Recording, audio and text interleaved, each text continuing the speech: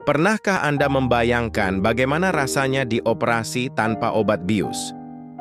Sebelum pertengahan abad ke-19, ruang operasi adalah tempat yang penuh dengan penderitaan yang mengerikan. Namun, sejarah ilmu kedokteran berubah berkat seorang pemuda bernama William Thomas Green Morton.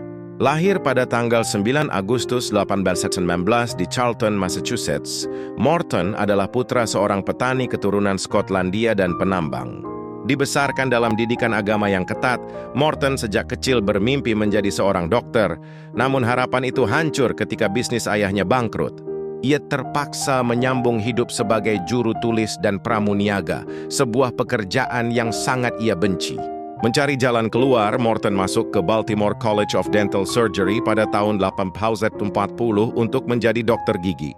Namun pada masa itu, profesi dokter gigi sangat diremehkan dan sering disamakan dengan pencabut gigi sirkus yang bodoh dan mempraktikkan metode kasar. Stigma ini menjadi masalah besar ketika ia jatuh cinta pada Elizabeth Whitman, putri dari keluarga terpandang.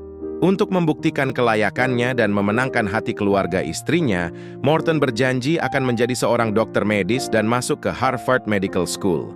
Sebelumnya, Morton sempat bermitra dengan dokter gigi Horace Wells di Boston untuk mengembangkan gigi palsu tanpa engsel.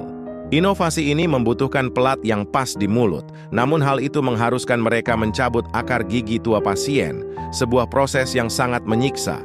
Kemitraan itu pun gagal karena kurangnya pasien. Di Harvard, Morton menyewa kamar di rumah seorang ahli kimia berpendidikan Eropa, Dr. Charles T. Jackson. Dari Jackson, Morton mendengar tentang gas ether, yang saat itu digunakan oleh dokter untuk mengobati penyakit pernapasan seperti tuberkulosis. Jackson memberinya sebotol ether untuk digunakan sebagai obat tetes sakit gigi lokal. Namun, Morton melihat potensi yang jauh lebih besar. Ia mulai melakukan eksperimen rahasia secara obsesif. Ia menguji uap ether pada ikan mas, ulat, serangga, dan cacing. Ia membiusnya pada anjing spaniel peliharaannya dan 2 asisten dokter giginya yang masih muda. Hingga pada tanggal 30 September 1846, Morton mengambil risiko terbesar. Ia menghirup ether murni kualitas terbaik dan membuat dirinya sendiri pingsan selama sekitar 7 menit. Sebuah revolusi medis bersiap untuk dilahirkan. Setelah berhasil membuat dirinya sendiri pingsan tanpa efek samping buruk, Morton menerima pasien Eben Frost yang menderita sakit gigi parah. Morton membujuknya menggunakan ether, dan pencabutan gigi berhasil tanpa rasa sakit sedikit pun. Berita ini sampai ke telinga ahli bedah muda, Henry Jacob Bigelow. Ia membantu Morton mengatur demonstrasi publik di Rumah Sakit Umum Massachusetts. Hari itu, 16 Oktober 1846, diabadikan sebagai Ether Day atau Hari Anestesi Sedunia, Tourney Ether Dome. Kerumunan dokter bedah berkumpul dengan penuh keraguan. Ketegangan meningkat karena Morton terlambat 15 menit. Ia menunggu pembuat instrumen menyelesaikan alat inhaler kaca berleher 2. Begitu tiba, Morton segera memberikan uap ether kepada pasien Gilbert Abbott. Abbott tertidur pulas tanpa perlawanan. Ahli bedah terkemuka, John Collins Warren, kemudian melangkah maju. Ia berhasil mengangkat tumor berukuran 3 inci dari leher pasien. Tidak ada jeritan, tidak ada rontaan. Operasi tersebut sukses besar, dan prosedur ini dengan cepat menjadi rutinitas. Sebulan kemudian, Oliver Wendell Holmes secara resmi memperkenalkan istilah anestesi. Kabar penemuan ini menyebar dengan kecepatan yang belum pernah terjadi sebelumnya, bahkan mencapai rumah sakit di Inggris dan Prancis pada akhir tahun. Mimpi umat manusia untuk menaklukkan rasa sakit akhirnya terwujud. Namun, di balik pencapaian mulia ini, tersembunyi skandal, keserakahan, dan pengkhianatan yang akan menghancurkan hidup para penemunya. Namun Morton sebenarnya bukanlah orang pertama yang mencari jalan keluar dari kutukan rasa sakit ini. Selama berabad-abad, orang-orang yang sakit dan menderita hanya bisa beralih pada agama, takhayul, astrologi, dan sihir untuk mencari kelegaan. Pengetahuan tentang sifat anestesi ether sebenarnya telah diketahui selama bertahun-tahun. Faktanya, pada tahun 1842, seorang ahli bedah dari Georgia bernama Crawford Williamson Long telah berhasil menggunakan ether dalam praktiknya.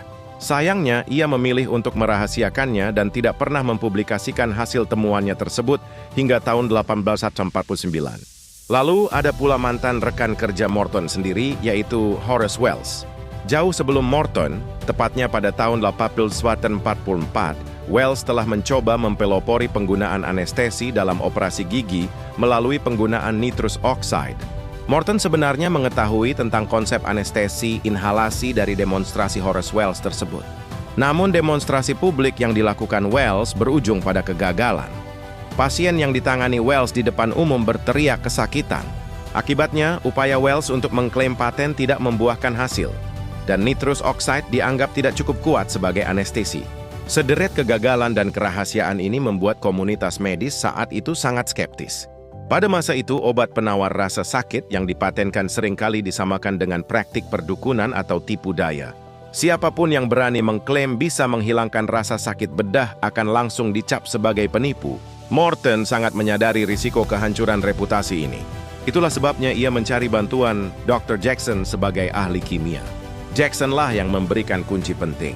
Ia menyarankan agar Morton dapat meningkatkan hasil dari uap inhalasi narkotik dengan menggunakan ether sulfat yang dimurnikan secara kimiawi sebagai pengganti nitrous oxide yang gagal digunakan oleh Wells.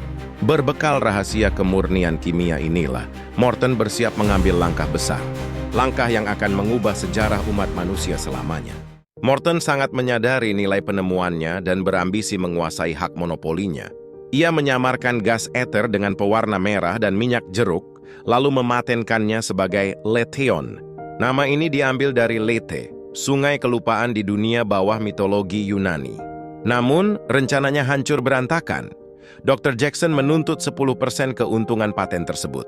Komunitas medis memprotes keras upaya Morton mencari keuntungan pribadi dari obat rahasia. Pada Januari 1847, para ahli bedah mengetahui bahan aktifnya hanyalah gas ether biasa. Paten Morton tidak lagi dihiraukan dan seketika runtuh. Masa-masa setelahnya adalah tragedi. Terjadilah perseteruan sengit antara Morton, Jackson, dan Horace Wells. Jackson mengklaim dialah penemu asli anestesi, merendahkan Morton karena pendidikannya yang minim.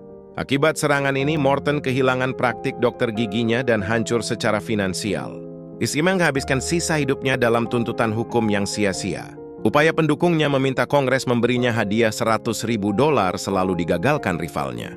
Meski miskin, dedikasi Morton pada kemanusiaan tidak pernah pudar. Saat Perang Saudara Amerika meletus, Morton bergabung dengan tentara Union sebagai ahli bedah.